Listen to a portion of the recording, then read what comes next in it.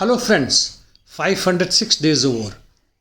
A British report says that Chinese capital has penetrated every sector of UK's economy and London has been too slow to stop the Chinese interference and calls this a national threat. Look at these imbecile hypocrites. On one side, they advocate the so-called honest, free and fair world market, and on other side they want monopoly of their own country. Coming to battle zones, in east on Bakhmut front, the Ukrainian army attempted many counterattacks towards Bakhmut, Kleshchivka and Kuzemivka. However, their luck seems to be fading out. On the other hand, Russian army carried out counterattacks near Kleshchivka and captured heights west of villages. The Ukrainians also retreated in Novoselovskoye.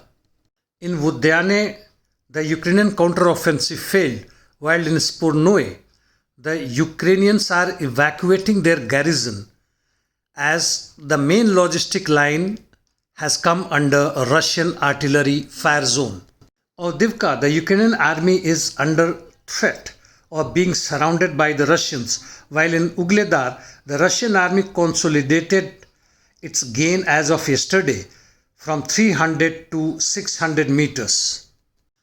In north, the Russian army is consolidating its positions from Kupiansk to Crimea, in Torske, Kuzemivka, as well as Sinkovka. There are conflicting informations about Novoselovskoye, whether Russians have taken it over fully or partially.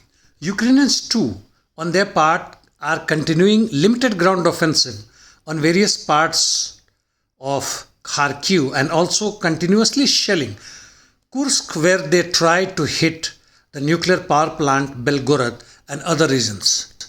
In south, in Zaporozhye direction, the Ukrainians are continuing their limited ground offensive, but nonetheless the Russians too have started their counterattacks on various sections and fronts. On Kuzemivka salient, the Ukrainian counteroffensive continues and in form of limited ground attacks towards Urozhen and Makarovka. However, they haven't been successful. The Russian army is holding Staromaisky Pryutne line. In Orikho sector towards Rabotin, the Russian army continued counterattacks and has recaptured most of the occupied Ukrainian positions earlier. Pyatikhatki, as it was briefed yesterday, the Ukrainian counteroffensive has failed. Towards Guliai Pole, the Russians have launched a fresh attack from southeast position and has moved and crossed the grey zone towards Guliai Pole. On Kherson front, the Russian army seems to be satisfied with the present position while using its artillery and airstrikes on Ukrainian bridgehead near Antonovsky Bridge, while Ukrainians seems to be planning to open this front in a bigger way, probably to compensate their losses in Zaporozhye and Bakhmut direction. In the meantime, the Russian army launched many sea-based missiles as part of deep interdictions. There is a general perception or looks like that after the end of NATO summit, pressure on Russian defense at Zaporozhye dropped rapidly. After Pyatikhatki attack, the Ukrainians seems to be cooling down or taking a break, a tactical break. Stoltenberg said that NATO has developed a global plan in case Russia attacks on their eastern flank. Germany will join Lithuania, Canada, Latvia, UK, Estonia, US, Poland, and NATO will be the supreme commander.